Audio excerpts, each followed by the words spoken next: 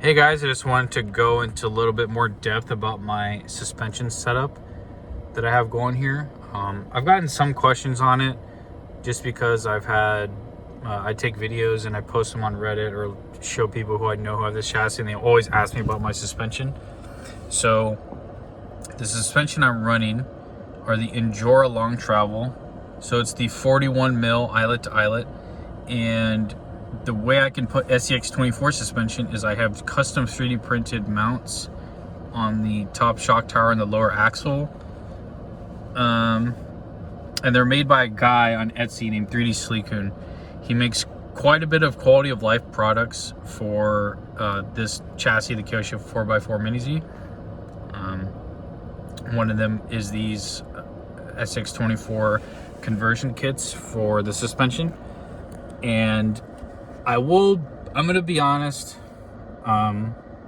these are not plug and play. You have to do quite a bit of work to get them to work.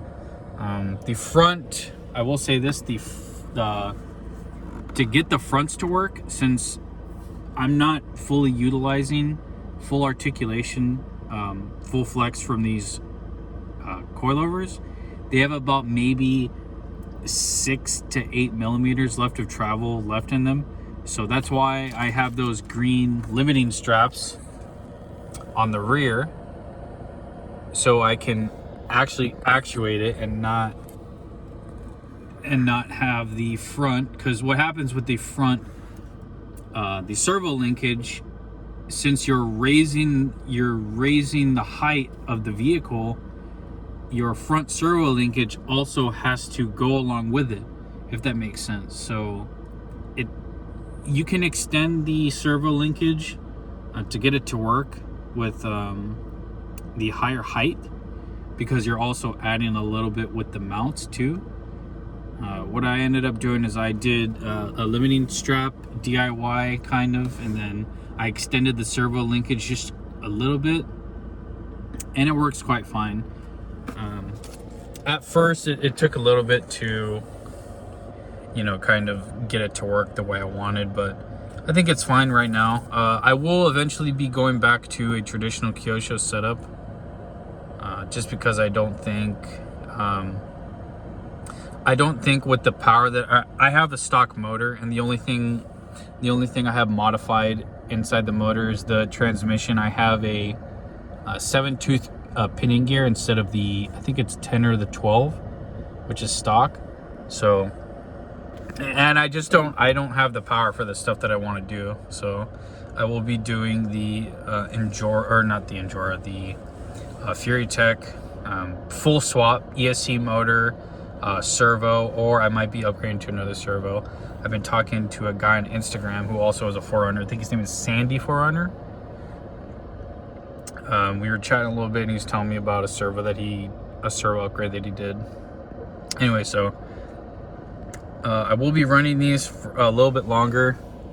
Like I said, if you want to get this to work, you got to do a little bit of some DIY work to get this to behave the way you want it to, or drive correctly.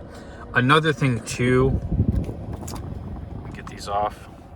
Another thing too, when you're running the suspension and you're driving, what happens is it'll droop to one side and want to stay that way while you're driving. I suspect this is just because of how soft the suspension is, and it just kind of droops. I don't know a way to combat this, because the suspension that I'm using, it does not accept oil. So that's kind of one downside to it, I guess. One of the good positives about this is, compared to stock Kyosho suspension, there is quite a bit of added travel. Like I was showing you earlier on these little sauce packets. Then I can add that.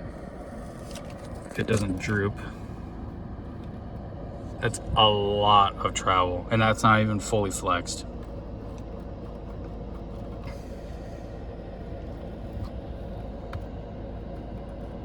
yeah, there's a lot of travel with this suspension. So if this is something you want to do, like I said, the front servo linkage, this thing, it needs to be extended just a little bit, and you will need limiting straps.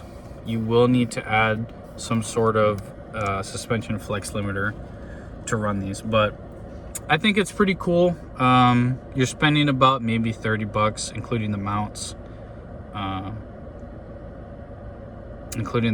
The paracord that I use, I've had this for a long time. You should be able to find something to use instead of it, but you got to kind of like mess around with it just to get the perfect balance to where you have good enough flex, but it's not too flexed out to where your steering doesn't work.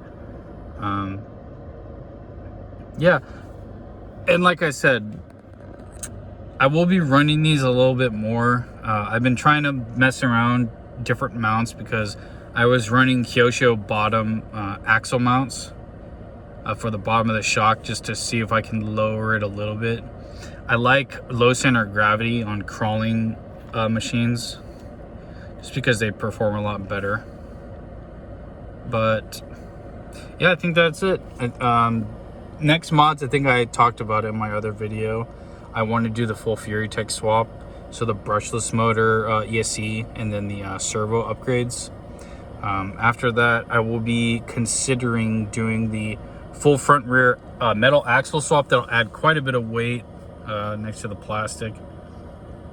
And after that, there's really nothing else on this truck that I can do besides the chassis, which is already metal, and then the front steering rack,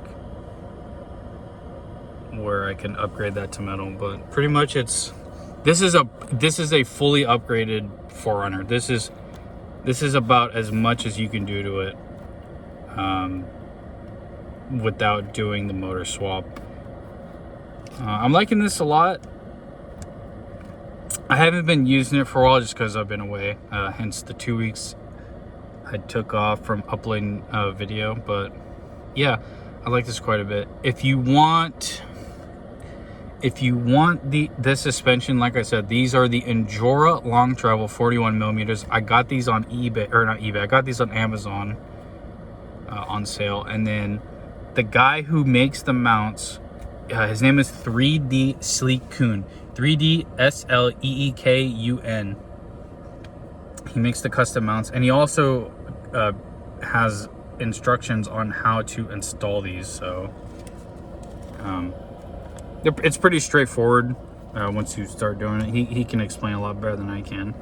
But yeah, other than that, thanks for watching. If you like this, or you have one yourself, you kind of want to ask me questions on how I did things, or what kind of mods I have on this, or my future mods that I plan on doing, maybe some future projects, let me know. Other than that, thanks for watching.